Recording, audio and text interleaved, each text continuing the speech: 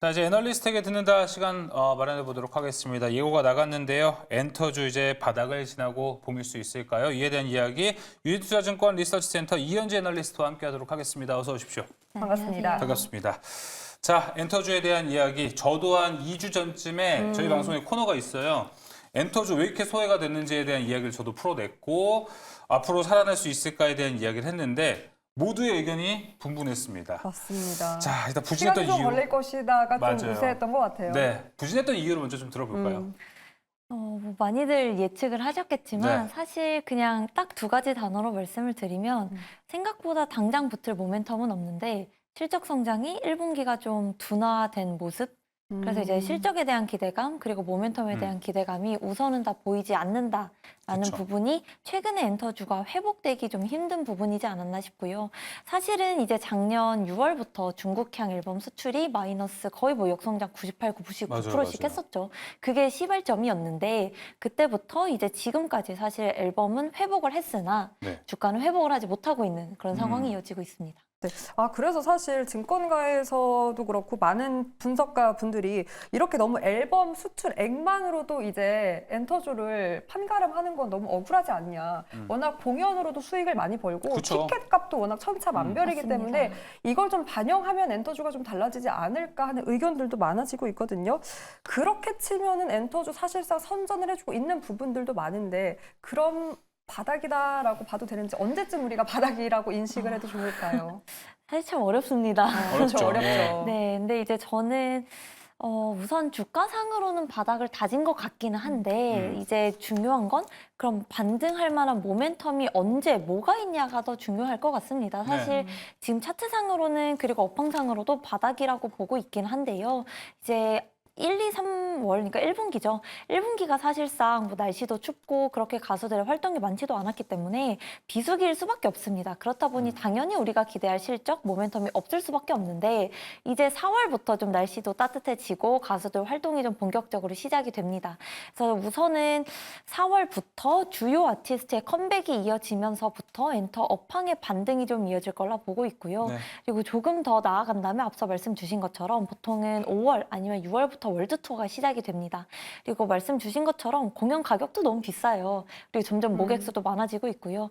그래서 이제 바닥은 다졌으나 실질적인 모멘텀이 붙기까지는 조금 시간이 필요하다. 하지만 4월부터는 좀 기대해 보실 만한 이벤트들이 많다라고 보시면 되겠습니다. 그렇다면 원래 기대감의 공연이 있었는데 사실 많이 눌렸을 때 중국에서도 이제 우리나라 가수 아티스트분들 공연한다라는 기대감도 있지 않았습니까? 어떻게 요즘에도 그런 기대감 충분히 우리가 생각해 볼 수 있는 겁니까? 사실 항상 기대는 하시는 것 같아요. 저도 기대를 하고요. 네. 근데 뭐 엄밀히 따지면 2017년 한알령 시작된 이후부터 중국에서 공식적인 행사는 좀 힘들었습니다. 그쵸. 그래서 여전히 기대감으로 좀 가져가야 되는 부분이지 않나라고 생각을 하고요. 뭐 열린다면 업사이드가 있는 거고 그쵸. 아니라면 그전처럼 그냥 같은 느낌으로 보시면 되겠고요. 그러니까 그 말은 그러니까 중국에 대한 모멘텀 자체를 따로 떼어두고 현재는 모두 밸류에이션 평가가 되어 있다라는 말씀이신 거죠? 아무래도 중국 공연 자체에 대해서는 좀 더 떼어놓고 보고 있지 않나 생각을 합니다. 알겠습니다.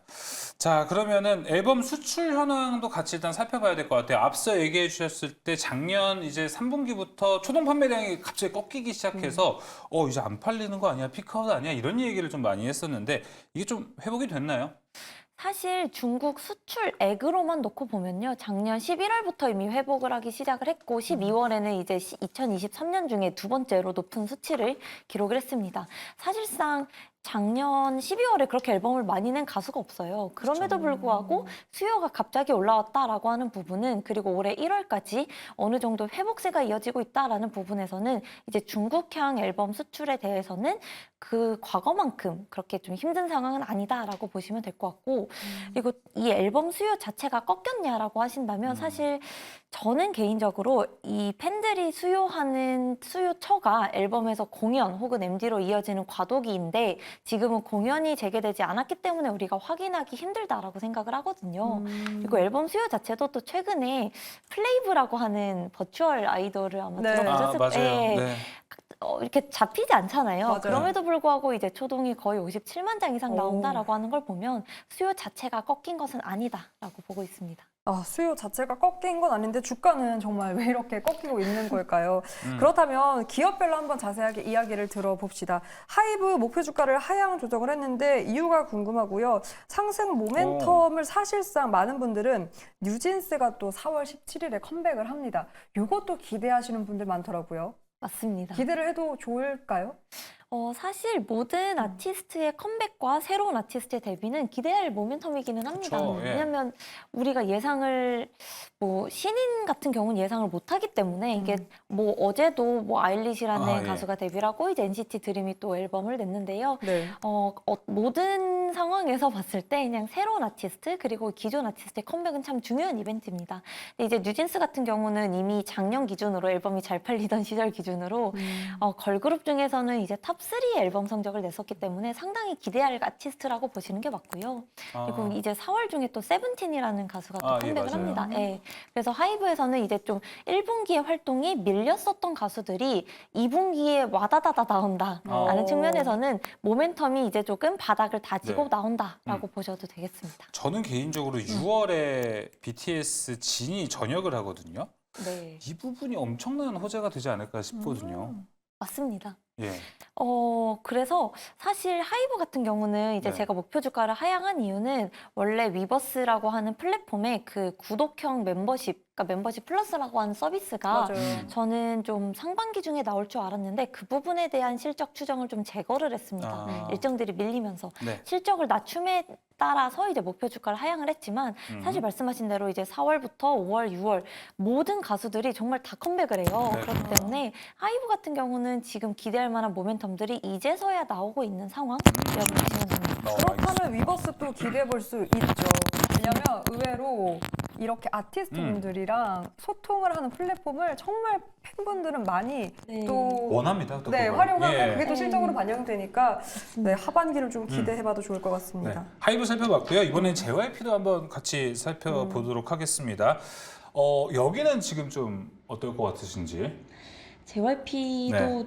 사실 모든 엔터 4사가 동일한데요. 똑같죠, 거의? 네, 맞아요. 1분기가 바닥이고요. 2분기부터 돌아옵니다. 그런데 JYP 같은 경우는 이미 이번 2분기, 특히나 5월 정도로 예상이 되는데 5월이나 6월 정도일 것 같아요. 스트레이키즈가 또 이제 새로운 신보를 들고 또 컴백을 할 예정입니다. 그러면 이제 JYP 같은 경우는 이번 4분기 실적 발표할 때 콘서트 매출이 한 300억 정도 나오면서 굉장히 서프라이즈를 일으켰었거든요. 네.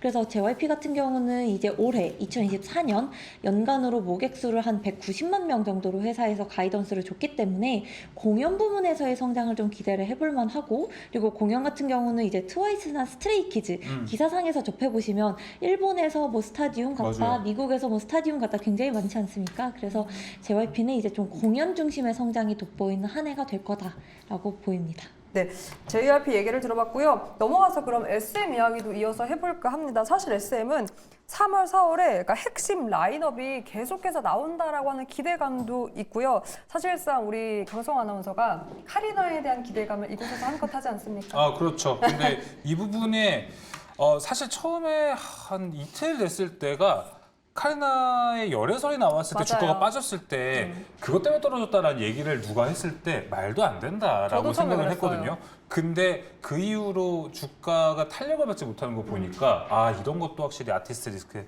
들어갑니다. 그렇죠. 그럴 수 있죠. 예. 맞습니까? 네, 뭐 사실 좀 그런 영향도 있는 것 같아요. 아무래도 이제 팬들 입장에서는 한국 같은 경우는 아이돌 문화이기 때문에 아무래도 내가 좋아하는 가수가 좀 그런 리스크라고 하기는 그렇지만 그런 문제가 생겼을 때 약간 좀 주춤하는 모습도 있긴 한데요. 네.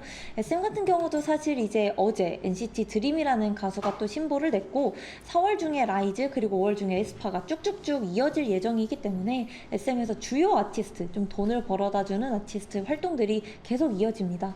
그리고 SM 같은 경우는 사실 작년 1분기 생각해 보시면 SM 지분 누가 갈 거냐 싸움이 엄청 치열했어요. 맞아요. 그래서 사실상 아티스트 활동이 많지 않았습니다. 그런데 올해 1분기는 그에 비해서 활동이 많아지기 때문에 SM 같은 경우는 1분기부터 조금 실적의 턴어라운드가 기대되는 종목이라고 보시면 되겠습니다. 네, SM까지 얘기 들어봤습니다. 우리가 하이브, JYP, SM, YG 순으로 가고 있는데 이게 좀 어떻게 되는지 모르겠어요. 선호도 순위 된 건지 모르겠습니다. 지금 많은 분들이 가장 기대를 안 하고 있는 쪽이 사실 YG입니다. 블랙핑크로 주가가 너무 요동을 쳤었고 베이비몬스터 효과는 또 없습니다. 딱히 아직. 네. 그렇죠? 사실 이제 베이비몬스터가 4월 첫째 주, 4월 1일 맞아요. 월요일에 예, 완전체 활동을 하지 않습니까? 예, 맞습니다. 그래서 사실 항상 그렇다시피 신인은 우리가 잘 될지 안 될지 몰라요. 기대감이 높게 가져갈 수도 낮게 가져갈 수도 있기 때문에. 근데 이제 YG 같은 경우는 네. 불핑만 있는 건 아닙니다. 사실 트레저라고 하는 가수도 이미 일본에서 올해 1분기 동안 거의 뭐 40, 50만 명 목에게 공연을 했었고요. 그리고 이제 베이비몬스터도 새로 컴백을 하고 또 트레저도 2분기에 또 신보를 발매하고 그래서 나름 수익성 있는 아티스트 중심으로 활동들이 이어지곤 있습니다. 다만 다른 엔터사들에 비해서 아티스트 라인업이 많지 않아서 좀 주목을 받기 힘들 뿐이지 모든 엔터사들의 공통점이 2분기부터는 다 업황 바닥 찍고 돌아온다. 그렇다면 그 돌아오는 기업들 중에서 연구원님의 최선호주는 어디입니까? 사실 저는 어쩔 수 없이 하이브를 볼 수밖에 없어요. 우선순위가 맞았어요. 예. 그러네요. 아마 시총순위가 아닐까 싶은데. 그것도 말이 되네요. 예. 네, 사실 이제 저는 하이브는 1분기가 바닥인 게 너무 명확하기 때문에 사실 네. 실적으로만 놓고 보면 작년 1분기 대비 뭐 거의 절반 이상 실적이 역성장을 합니다. 활동이 없었기 때문인데요. 바닥이 너무 명확하고 2, 3, 4분기로 갈수록 실적 성장이 너무 분명하게 보이기 때문에 네. 그리고 우리가 다 아는 이벤트들이 4, 5, 6월에 다 나오잖아요. 그래서 하이브는 좀 관심 있게 보시면 좋겠습니다. 네. 이렇게 엔터 기업에 대한 전반적인 이야기 들어봤고 최선호주로는 하이브가 꼽혔습니다. 유진투자증권 이현지 연구원과 함께해봤습니다. 연구원님 오늘 감사합니다. 고생하셨습니다.